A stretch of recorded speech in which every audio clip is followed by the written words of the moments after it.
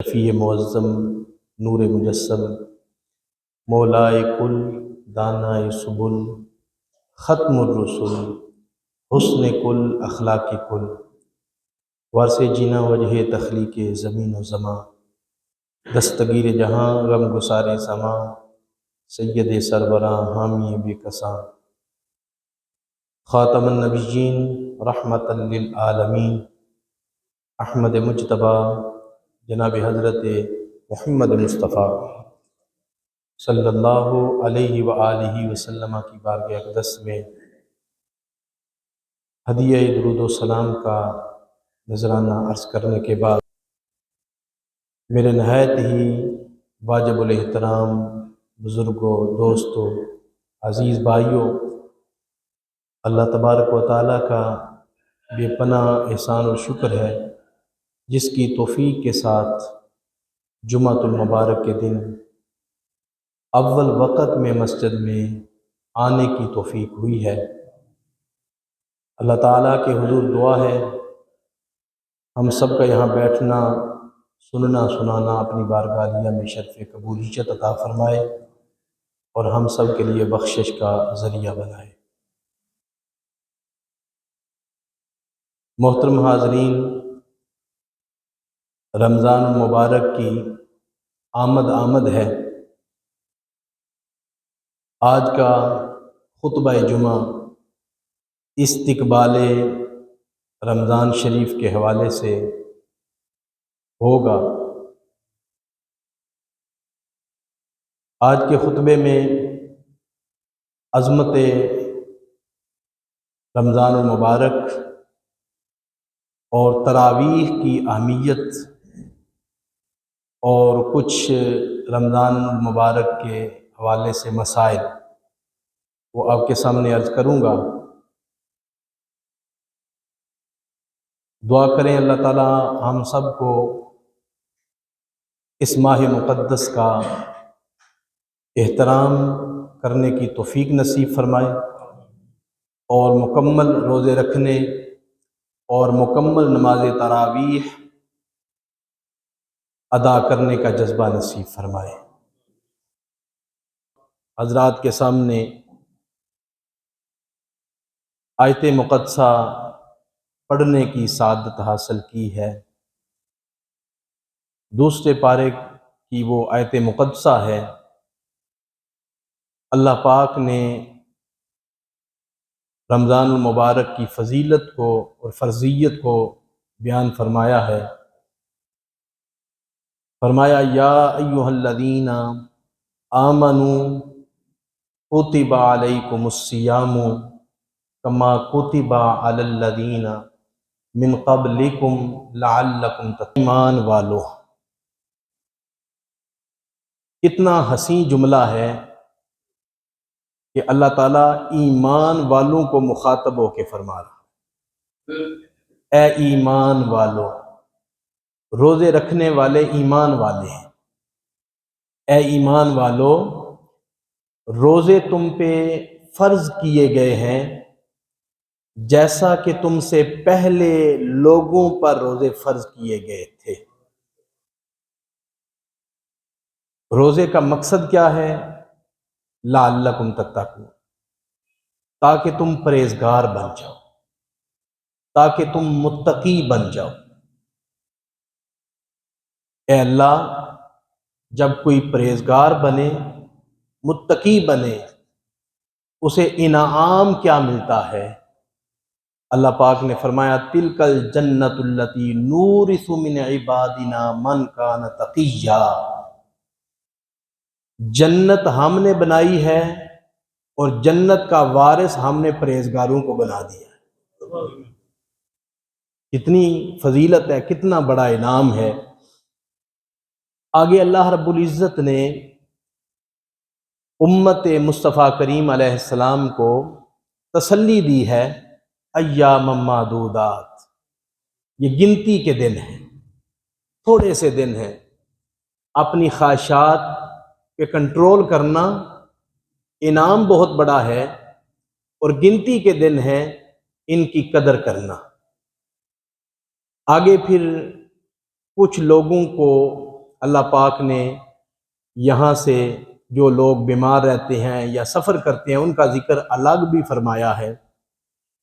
فَمَنْ كَانَ مِنْكُمْ مَرِيضًا أَوْ عَلَى سَفَرٍ فَعِدَّةٌ مِّنْ أَيَّامٍ أُخَرَ، تم میں سے کوئی مریض ہو جائے، بیمار ہو جائے، یا اس نے سفر کرنا ہو۔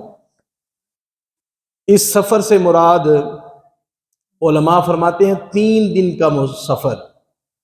3 دن کا اگر کسی نے سفر کرنا ہو تو آج اس موجودہ دور کے اندر تو سفر کی جو مشقت ہے وہ ختم ہو گئی ہے۔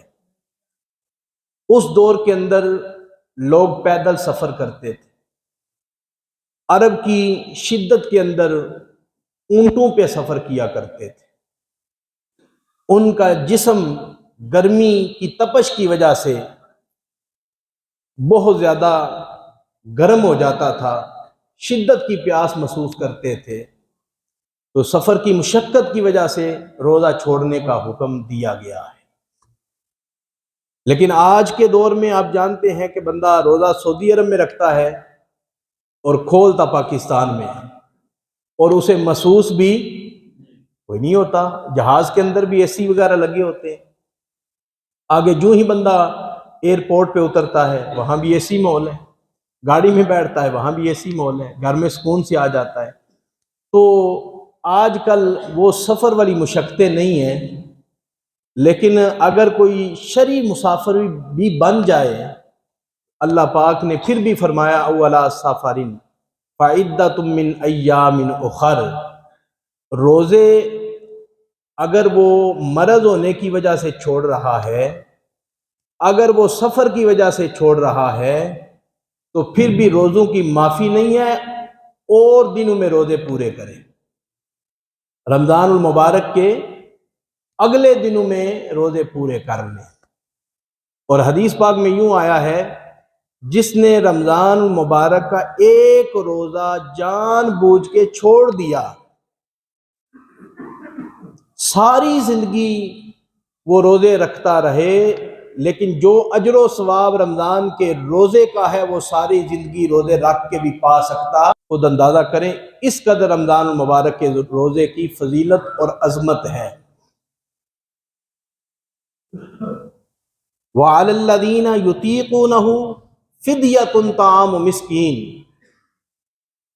اور جو اس کی طاقت نہ رکھے، شیخ فانی بن گیا ہے، عمر زیادہ ہو گئی ہے، بزرگ ہے نا جی، 100 سال کی عمر میں، 70 سال کی عمر میں شوگر کا مسئلہ ہے، روزہ رہتا ہی نہیں ہے، انہوں نے گھنٹے بعد 2 گھنٹے بعد پانی پینا ہے یا کوئی دوائی کھانی ہے، تب جا کے ان کا دن گزرتا ہے۔ جو شیخ فانی ہے ان کے لیے رخصت ہے۔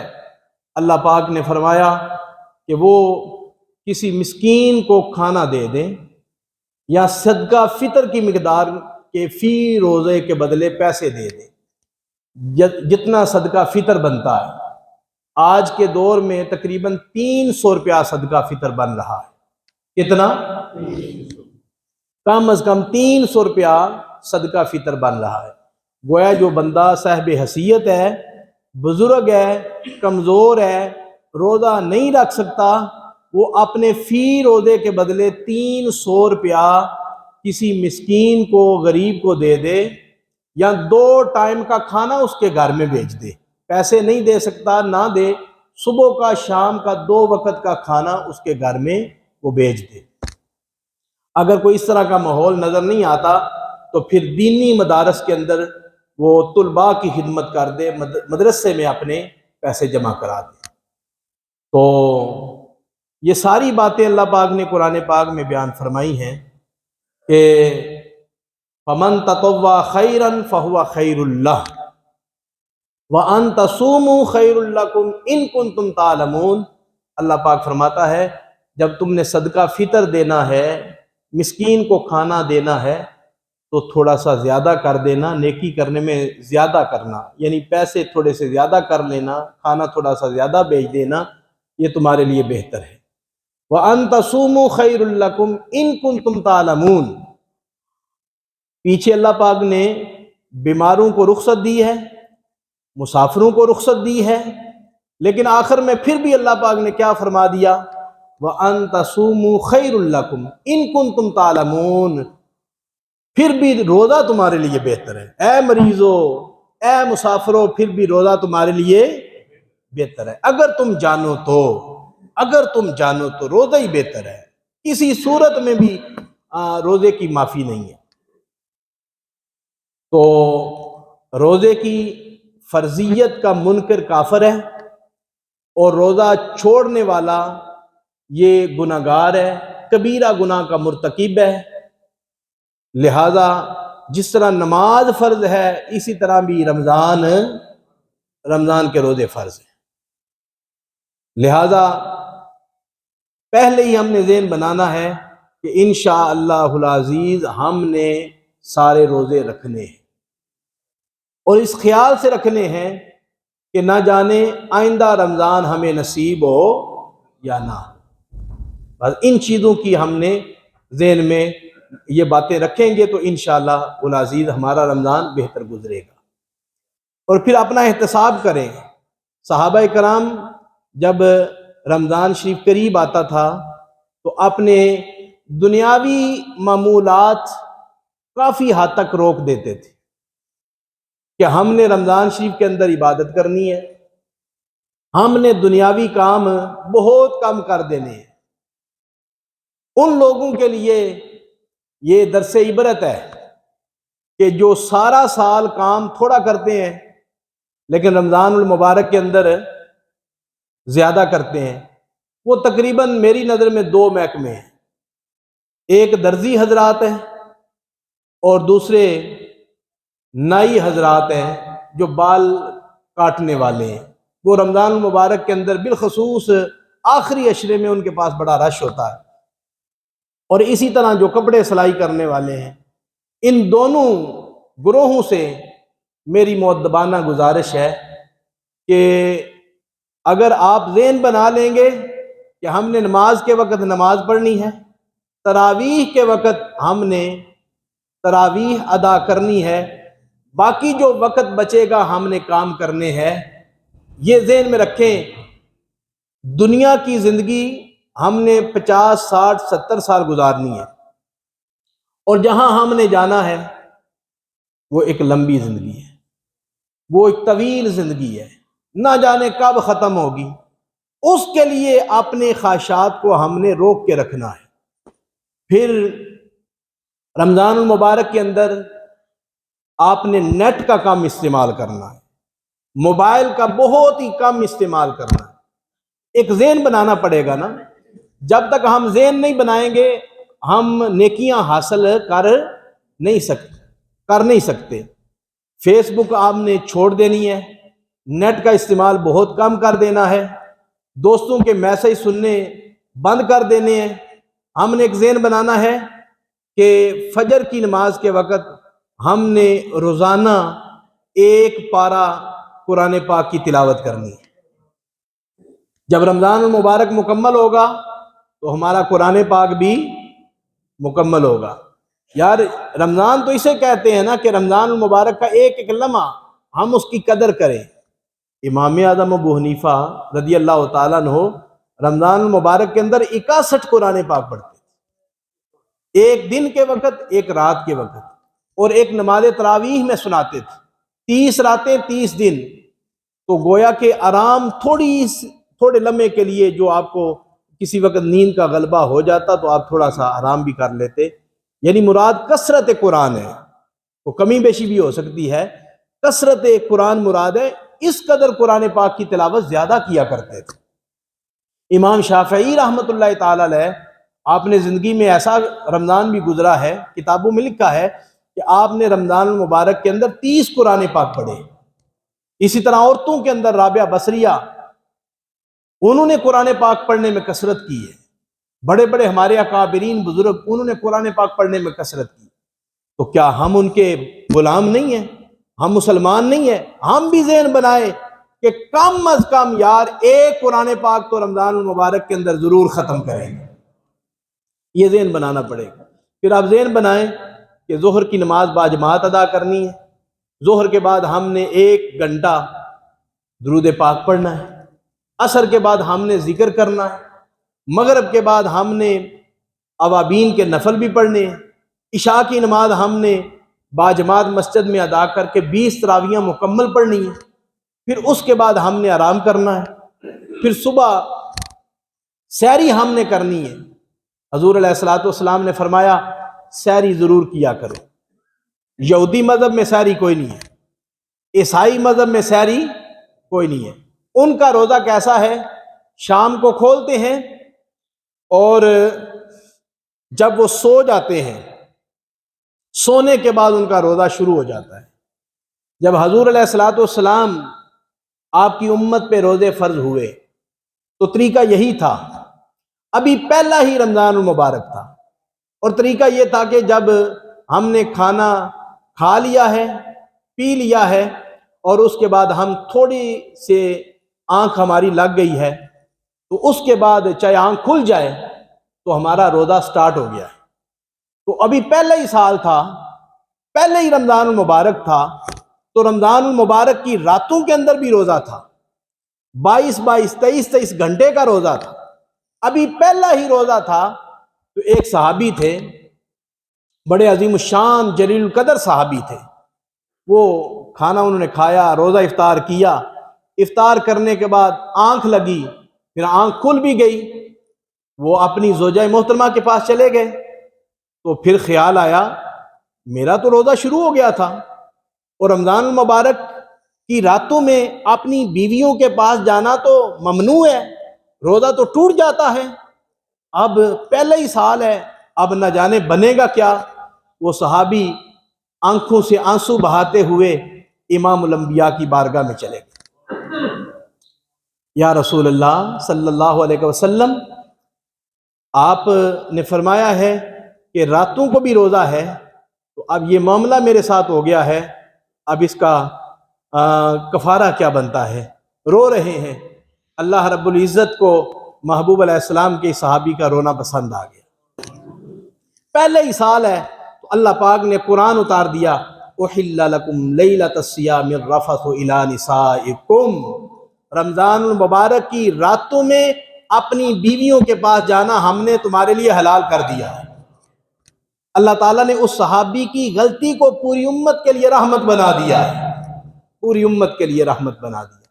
تو اب ہمارا روزہ اس طرح کا نہیں ہے، ہمارا روزہ ہم رات کو کھولیں گے مغرب کے وقت، پھر ہم ساری رات کھا پی سکتے ہیں، سو بھی سکتے ہیں، طلوع فجر سے پہلے پہلے ہم کھا پی سکتے ہیں۔ تو یہ مسلمانوں کا روزہ ہے۔ یہود و نصارہ کا آج بھی روزہ اسی طرح ہے، 24 گھنٹے کا روزہ ہے۔ سحری امام الانبیاء نے صرف اپنی امت کو کھلائی ہے، اور کسی نبی نے اپنی امت کو سحری کا کھانا نہیں کھلایا، صرف حضور نے ہی اپنی امت کو سحری کا کھانا کھلایا۔ حضور علیہ السلام نے فرمایا کہ تسحروا، اے میرے غلاموں سحری کیا کرو، برکتن، سحری کھانے میں برکت ہے۔ کہیں ایسے بھی شہزادے ہیں وہ کہتے ہیں جی رات کو اتنا کھا لیتے ہیں، سحری کی ہمیں ضرورت نہیں پڑتی۔ بھائیو ضرورت پڑے یا نہ پڑے، سحری کے وقت ضرور اٹھا کریں۔ سحری کے 2 فائدے ہیں، ایک تو یہ فائدہ ہے کہ حضور نے فرمایا کہ سحری کھانے میں برکت ہے۔ بولیے سحری کھانے میں، سارے بولیں سحری کھانے میں، چاہے دل نہ بھی نہ ہو، چھوٹے چھوٹے پانی کے گھونٹ بھریں، چائے کے چھوٹے چھوٹے گھونٹ لیں، لسی کے چھوٹے چھوٹے گھونٹ لیں، چھوٹے چھوٹے لقمے اپنے منہ میں ڈالتے رہیں، آپ کو ہر لقمے پر، ہر گھونٹ پر اجر و ثواب ملے گا۔ اور سحری کرنے کا دوسرا فائدہ یہ ہے کہ اللہ تبارک و تعالیٰ تمہیں تہجد کے نفل بھی نصیب فرما دے گا۔ اس وقت ہو سکے 2 نفل، 4 نفل، یہ عادت اپنا لے۔ ہو سکتا ہے رمضان المبارک کے اندر یہ عادت بنے اور سارا سال یہ عادت بنی رہے، اور جب سارا سال آپ کی عادت بنی رہے تو ہو سکتا ہے اللہ تعالیٰ ولایت کا تاج آپ کے ماتھے پہ سجا دے، ولایت کا تاج آپ کے ماتھے پہ سجا دے، کیونکہ جو نماز پڑھنے والا ہے، تہجد پڑھنے والا ہے، قرآن کی تلاوت کرنے والا ہے، وہ تو اللہ کا نیک بندہ ہے، اللہ کا دوست بن جاتا ہے۔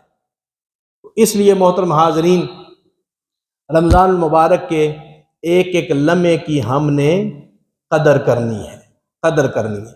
پھر آ گیا نماز تراویح کا مسئلہ۔ نماز تراویح یہ بڑی بابرکت نماز ہے، بابرکت نماز ہے۔ رمضان المبارک کے اندر گلیوں کے اندر روشنی ہونی چاہیے، مساجد کے اندر روشنی ہونی چاہیے، اہتمام ہونا چاہیے، تاکہ لوگ روشنی میں آئیں اور روشنی میں گھر میں جائیں۔ اور ہم نے یہ ذہن بنانا ہے کہ ہم نے مکمل 20 رکعتیں نماز تراویح پڑھ کے ہم نے گھر میں جانا ہے۔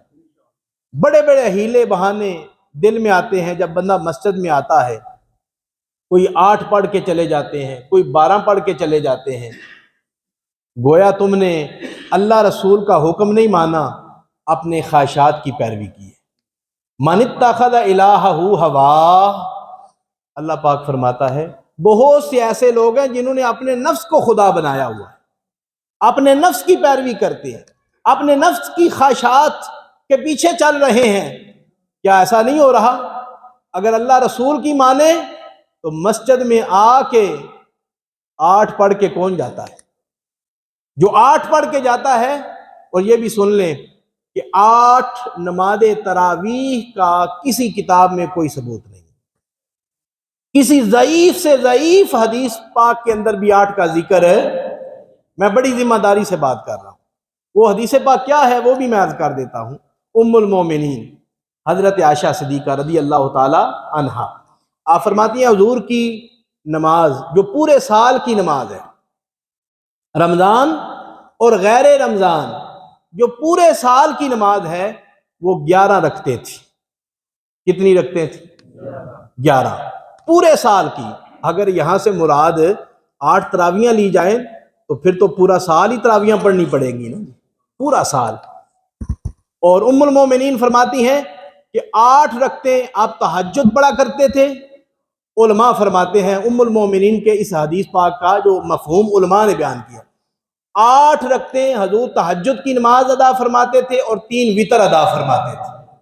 اور آج بھی حکم ہے جس نے تہجد کے نفل پڑھنے ہوں وہ وتر تہجد کے وقت ادا کرے، زیادہ ثواب ہے، زیادہ ثواب ہے۔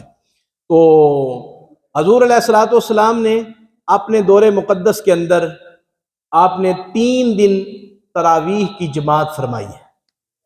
صحابہ کرام آ گئے، رونق بن گئی، 20 رکعتیں امام الانبیاء نے ادا فرمائیں۔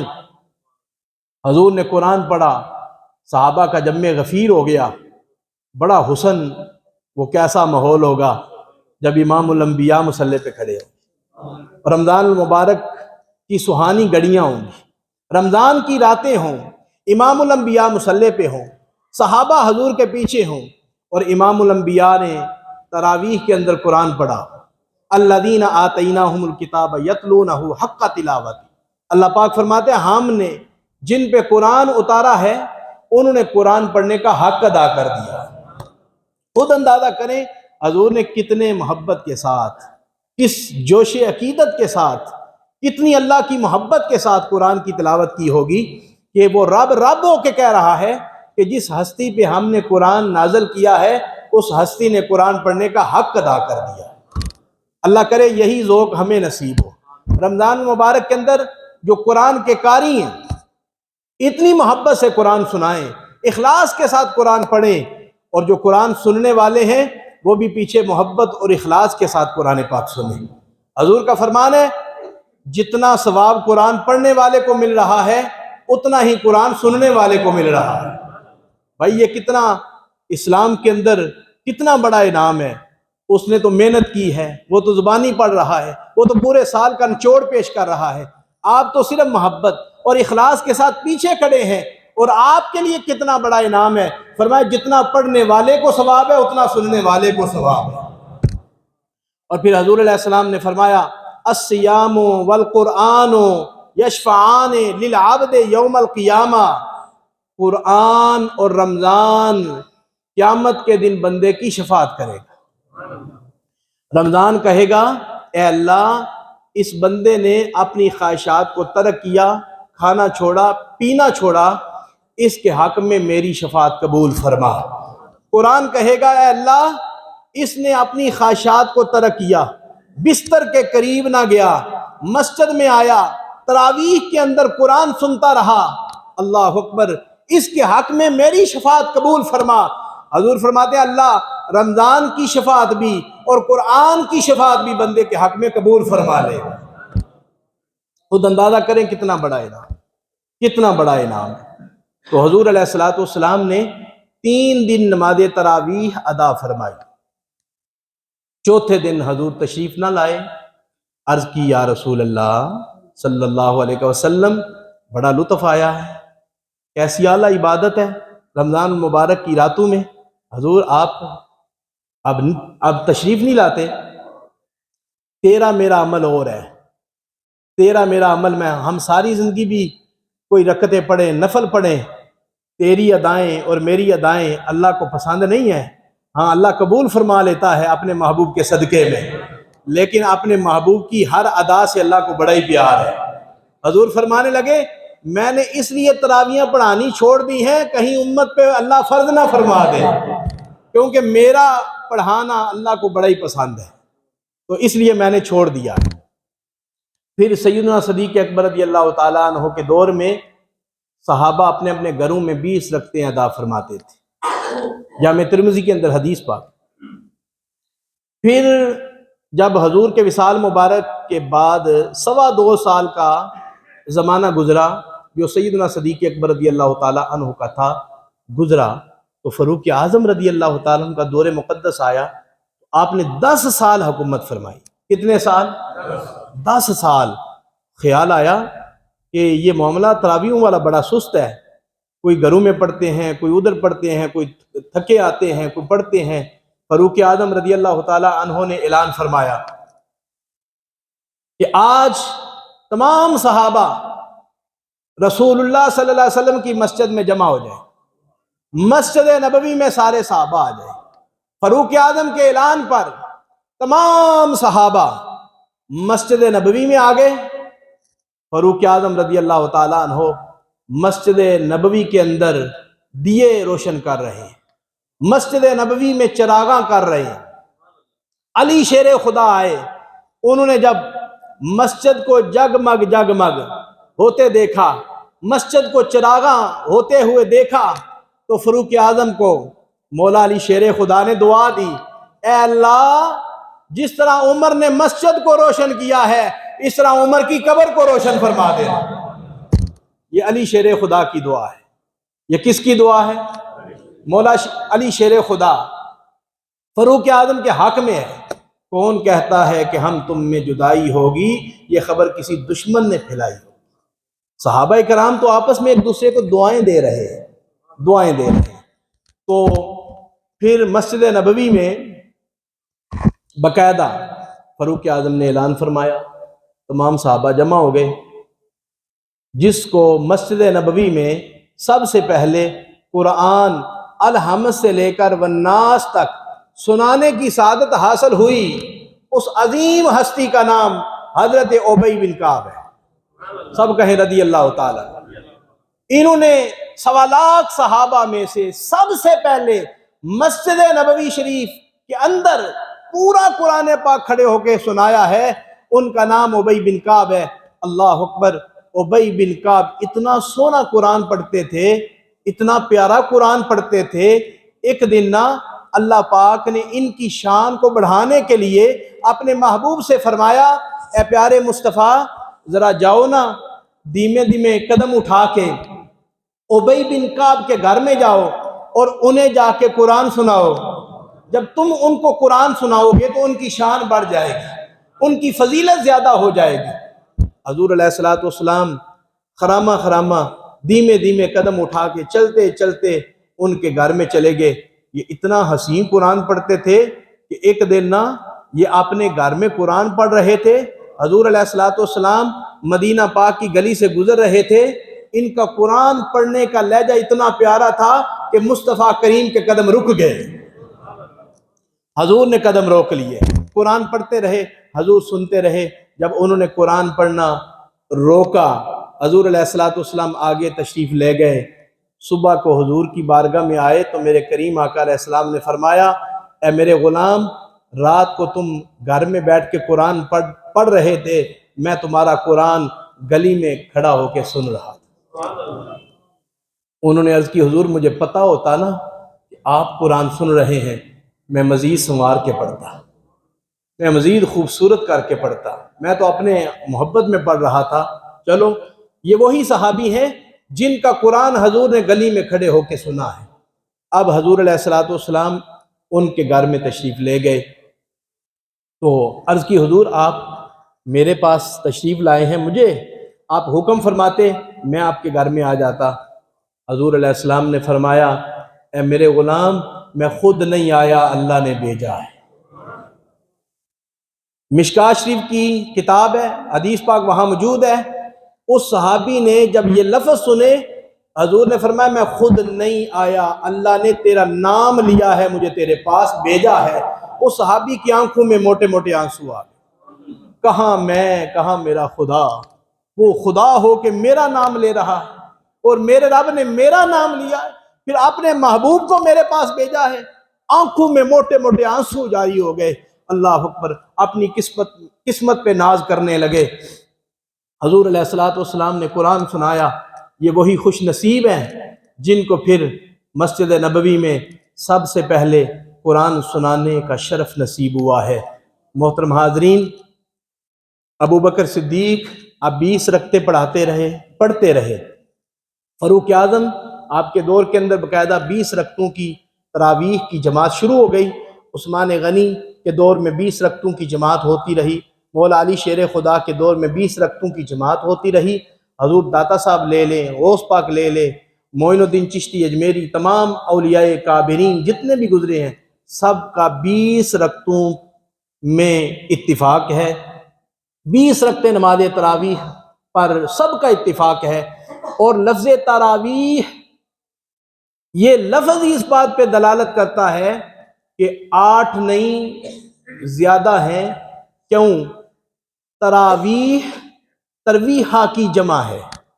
ترویحہ کسے کہتے ہیں؟ ترکیبی لحاظ سے ترویحہ ہر 4 رکعت کے بعد جو ہم تھوڑا سا بیٹھتے ہیں نا، دعا پڑھتے ہیں، سبحان ذی الملک والملکوت، سبحان ذی العزت والعظمت والہیبت والقدرت والکبریاء والجبروت، پڑھتے ہیں نا جی۔ یہ جو 4 رکعتوں کے بعد ہم تھوڑا سا بیٹھتے ہیں، اسے کہتے ہیں ترویحہ۔ اسے کیا کہتے ہیں؟ بڑا برکت والا جملہ ہے، سارے پڑھ لیں، کیا کہتے ہیں؟ ترویحہ۔ اور تراویح، یہ ترویحہ کی جمع ہے، ترویحہ کی، گویا کہ ترویحہ واحد کو کہتے ہیں، ہر 4 رکعتوں کے بعد ایک دفعہ بیٹھنے کو ترویحہ کہتے ہیں۔ اگر 8 رکعتیں ہوتی نا جی تو پھر تثنیہ کا صیغہ بولا جاتا، 2 کا جملہ بولا جاتا، اور 2 کے جملے کے لیے پتہ کیا لفظ استعمال ہوتا ہے؟ ترویحتین۔ کیا ہوتا ہے جی؟ بولیے ذرا، سارے بولیں، ترویحتین، 2 ترویحیں، کیونکہ 4 رکعتوں کے بعد بیٹھنا ایک ترویحہ کہلاتا ہے، اور جب 2 ترویحیں پڑھے جائیں تو ان کا نام کیا ہے؟ ترویحتین۔ یہاں تو تراویح کا لفظ بدل لو تو یہاں ترویحتین کہا کرو، اور کوئی بھی ترویحتین نہیں کہتا، سب کہتے ہیں تراویح۔ تو پتہ چلا یہ تراویح یہ جملہ ہی بتاتا ہے، یہ لفظ ہی بتاتا ہے۔ تراویحاں پنجابی میں کہتے ہیں یہ 8 نہیں بلکہ 8 سے زیادہ ہے، یہ جمع کا صیغہ بولا گیا ہے۔ تو محترم حاضرین، اس بات میں کوئی ڈاؤٹ نہیں، کوئی شک نہیں ہونا چاہیے مسلمان کو، کیونکہ یہ فتنوں کا دور ہے، اور آپ کو ایسے لوگ بھی ملیں گے جن کے لبوں سے یہ لفظ بھی آپ سنیں گے کہ تراویاں نہ بھی پڑھیے تو کام ہو جاتا ہے، تراویاں دی لوڑ ہی کوئی نہیں. یہ بھی آپ جملے سنیں گے. اور بلکہ لوگوں کو روکتے ہیں، ارے نادانو، تمہیں کیا پتا ہے کہ رسول پاک صلی اللہ علیہ وسلم نے فرمایا میری سنت کو لازم پکڑو اور میرے خلفائے راشدین کی سنت کو بھی لازم پکڑو. خلفائے راشدین کون ہے؟ کون ہے خلفائے راشدین؟ ابو بکر ہے، عمر ہے، عثمان ہے، علی ہے. ان کے لبوں سے جو جملے نکلتے ہیں ان پہ بھی لازم عمل کرو. حضور نے یہ کیوں فرمایا ہے؟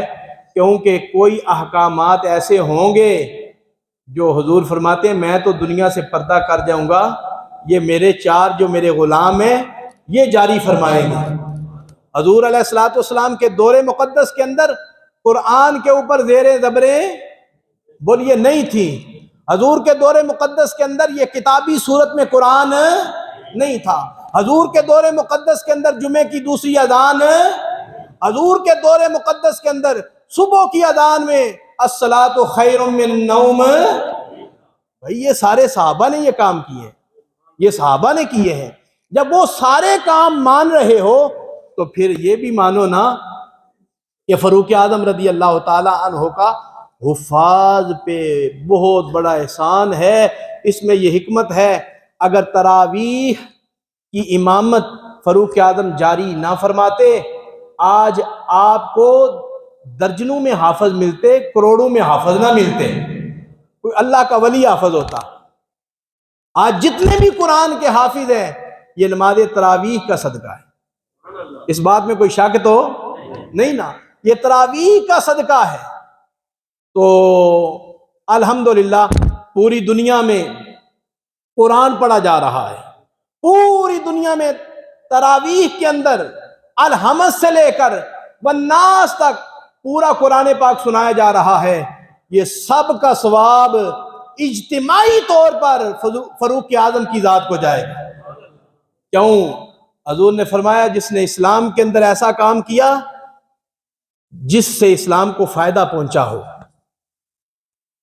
جو اس پہ عمل کرے گا، فرمایا اجتماعی طور پر جس نے شروع کیا ہے اس کو ثواب ملے گا اور فردن فردن سب کو اپنی جگہ پورا ثواب ملے گا. تو یہ فاروق اعظم کا حفاظ پہ بہت بڑا احسان ہے کہ اس سنت کو انہوں نے جاری فرمایا ہے. آج کروڑوں کی تعداد میں یہ سنت فاروقی کا صدقہ ہے جو نماز تراویح کی شکل میں باجماعت ہمارے سامنے ہے کہ ہم کروڑوں کی تعداد میں قرآن کے حافظ ہم دیکھ رہے ہیں.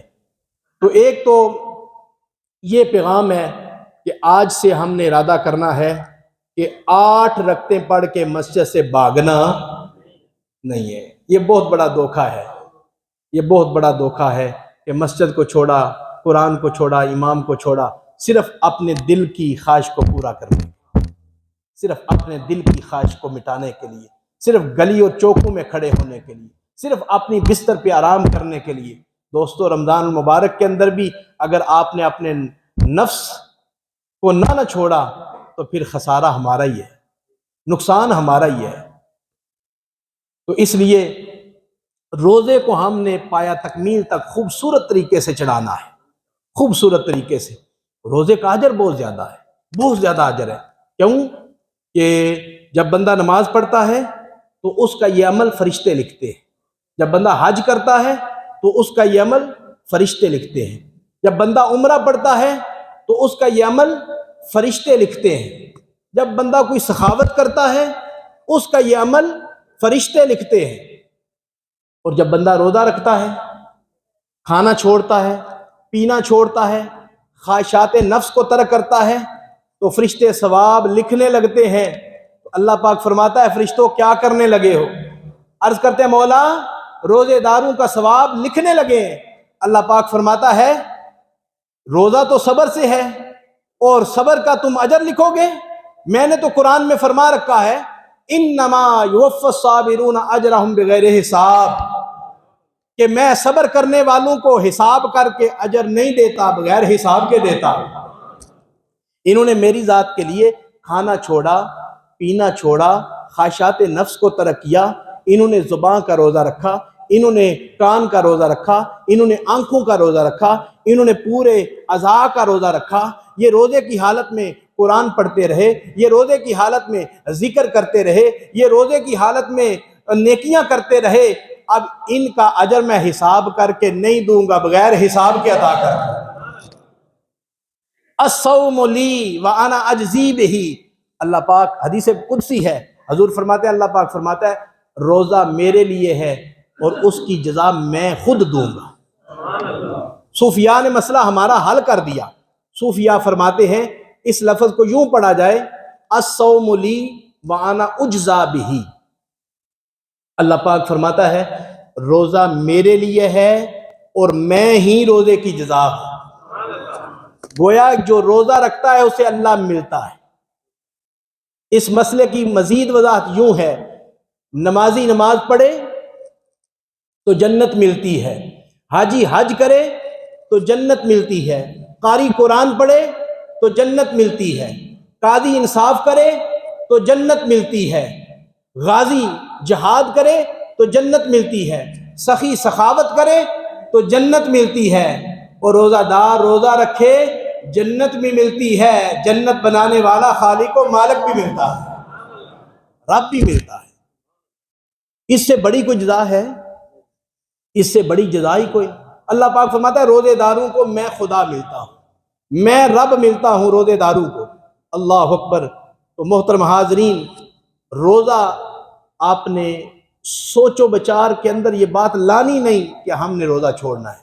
آج سے آپ نیت کریں گے کہ ہم نے روزہ رکھنا ہے۔ حضور علیہ السلام کا فرمان ہے، من صام رمضان ایمانا و احتسابا غفر لہ، جس نے ایمان اور اخلاص کے ساتھ روزہ رکھا ہے اس کے سب کا گناہ معاف ہو جاتا ہے، اس کے سب کا گناہ بخش دیے جاتے ہیں، معاف ہو جاتے ہیں۔ اور دوسری حدیث پاک میں ہے، للصائم فرحتان، روزے دار کے لیے دو خوشیاں ہیں۔ کتنی خوشیاں ہیں؟ دو۔ سارے بولے کتنی خوشیاں ہیں؟ فرحۃ عند فطرہ و فرحۃ عند لقاء ربہ، ایک خوشی افطار کے وقت ہے اور ایک خوشی رب سے ملاقات کے وقت ہے۔ گویا کہ ایک خوشی تو افطار کے وقت نصیب ہوتی ہے، آپ جانتے ہیں جو رات کو روزہ کھولنے کے وقت دل باغ باغ روزے دار کا ہوتا ہے وہ دوسرے کا، اور اس سے مراد وہ خوشی بھی ہے۔ اللہ پاک فرماتا ہے کہ 30 روزوں کے بعد ہم عید الفطر ہم دیتے ہیں، خوشی دیتے ہیں۔ پورا مہینہ اس نے نفس پہ کنٹرول کیا اور خواہشات کو ترک کیا، آج اس کا بدلہ ہم عید کا دن نصیب کر رہے ہیں، عید کا دن عطا کر رہے ہیں۔ اور دوسری خوشی، حضور علیہ السلام فرماتے ہیں کہ میرے وہ غلام جنہوں نے اپنی زندگی کے اندر جتنے بھی رمضان آئے انہوں نے رمضان چھوڑا نہیں، روزہ چھوڑا نہیں، اللہ ایسے میرے امتیوں سے ملاقات فرمائے گا۔ ایک ہوتا ہے دیدار، ایک ہوتی ہے ملاقات۔ دیدار تو دور سے بھی ہوتا ہے، زمین پہ کھڑے ہو کے آپ سورج کا دیدار کرتے ہیں کہ نہیں کرتے؟ سارے کرتے ہیں۔ چاند کا بھی دیدار کرتے ہیں، لیکن چاند سے ملاقات، سورج سے ملاقات نہیں نہ ہوتی۔ صحابہ کرام نے عرض کی حضور اللہ کا دیدار کیسے ہوگا؟ لاکھوں لوگ ہوں گے، کروڑوں لوگ ہوں گے، اربوں لوگ ہوں گے، اللہ کا دیدار کیسے نصیب ہوگا؟ حضور علیہ السلام نے فرمایا جیسے سورج کا دیدار کرتے ہو، جیسے چاند کا دیدار کرتے ہو، ایسے ہی رب کا دیدار کرو گے۔ دیدار دور سے بھی ہو جاتا ہے لیکن ملاقات دور سے نہیں ہوتی۔ بس اس سے بڑی فضیلت کیا ہو سکتی ہے کہ اللہ پاک فرماتا ہے روزے داروں سے میں ملاقات کروں گا، روزے داروں سے میری ملاقات ہوگی، روزے دار مجھ سے ملاقات کریں گے۔ اس لیے محترم حاضرین، رمضان مبارک سے یہ پہلے جمعہ ہے، تو اس موقع پر میں نے استقبال ماہ رمضان المبارک کے حوالے سے چند مدنی پھول آپ کے سامنے عرض کیے ہیں۔ اس کا ایک ایک لمحہ قیمتی ہے۔ حضور علیہ السلام نے فرمایا اولہ رحمت، اس کا پہلا عشرہ رحمت ہی رحمت ہے، وَأَوْسَطُهُ مَغْفِرَةٌ، درمیانی اشرا مغفرت ہی مغفرت ہے، وَآخِرُهُ عِتْقٌ مِّنَ النَّارِ، اور آخری اشرا جہنم سے آزادی کا ہے۔ ایمان سے بتائیں، رحمت بھی نصیب ہو جائے، بخشش بھی نصیب ہو جائے، اور جہنم سے آزادی بھی نصیب ہو جائے، اور کیا چاہیے؟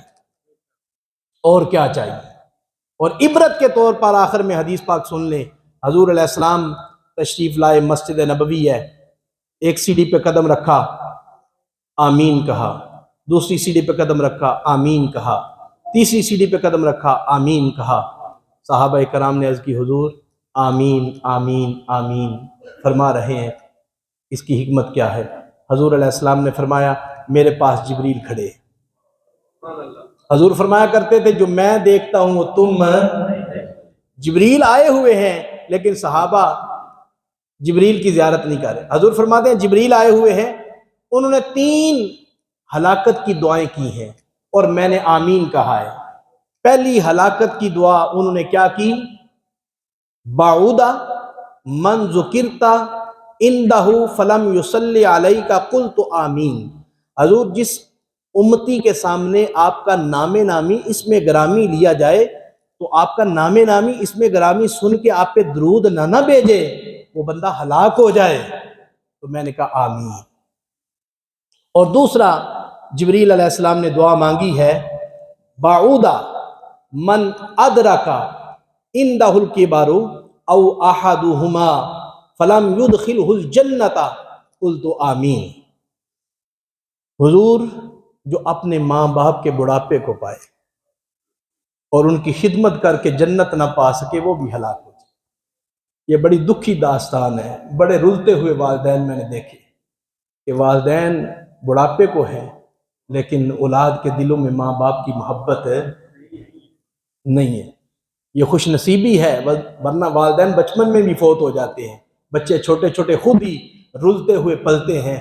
یا اپنے نصیب پر خوشی کا اظہار کرے کہ اللہ کا کرم ہے، اللہ نے ہمیں والدین جیسی نعمت سے نوازا ہے، ان کا سایہ ہمارے سروں پہ قائم و دائم ہے، یہ اللہ کا احسان ہے۔ اور آج وہ بڑھاپے کو ہیں۔ ایک وقت تھا کہ میں گردن اٹھا نہیں سکتا تھا، میرے ماں باپ نیچے ہاتھ رکھ کے گردن اٹھاتے تھے۔ آج میں بڑا ہو کے ان کے سامنے گردن اٹھا کے آنکھوں میں آنکھیں ڈال کے بات کرتا ہوں، مجھے شرم آنی چاہیے۔ اللہ اکبر۔ فرمایا جو والدین کے بڑھاپے کو پالے اور ان کی خدمت نہ کر سکے اور جنت نہ جا سکے، وہ بھی ہلاک ہو جائے۔ تو میں نے کہا ہے آمین۔ پھر جبریل علیہ السلام نے دعا مانگی، بعودا من ادرکا رمضان فلم یغفر لہ فقلت آمین۔ حضور جو رمضان المبارک کا مہینہ پالے، جو رمضان المبارک کا مہینہ پالے، تراویحاں نہ پڑھے، روزے نہ رکھے، اس کی قدر ہی کوئی نہ کرے، اپنی بخشش نہ کروا سکے، اس کا احترام نہ کر سکے، اور رمضان کے ملنے پر بھی اس کی بخشش نہ ہو، وہ بھی بندہ ہلاک ہو جائے۔ میں نے کہا آمین۔ ایمان سے بتائیں، دعا مانگنے والے فرشتوں کے سردار جبریل امین ہو اور اس کی قبولیت پر آمین کہنے والے رحمت للعالمین آقا علیہ السلام ہوں، اس دعا کی قبولیت میں شک ہو سکتا ہے؟ یقینی بات ہے، شک نہیں ہو سکتا۔ تو پھر لمحہ فکریہ ہے، جن کو اللہ تعالیٰ نے بڑھاپے میں والدین نصیب فرمائے ہیں، وہ ان کی رمضان المبارک کے اندر قدر بھی کریں، خدمت بھی کریں۔ اور جن کی زندگی میں رمضان المبارک مہینہ اللہ پاک نے عطا کر دیا ہے، نہ جانے آئندہ سال ہمیں نصیب ہو یا نہ ہو، وہ رمضان شریف کا احترام بھی کریں، روزے بھی رکھیں اور مکمل جسم کا روزہ رکھیں، جھوٹ نہ بولیں، غیبت نہ کریں، اور سارا دن ذکر و اذکار کے اندر درود پاک پڑھتے ہوئے سارا دن گزاریں۔ اور جو میں نے آپ کے سامنے مسائل عرض کیے ہیں اور جو تراویح کی عظمت بیان کی ہے، اس کے مطابق رمضان مبارک گزارنے کی اللہ پاک ہمیں ہمت عطا فرمائے، توفیق عطا فرمائے۔ وآخر دعوانا ان الحمدللہ۔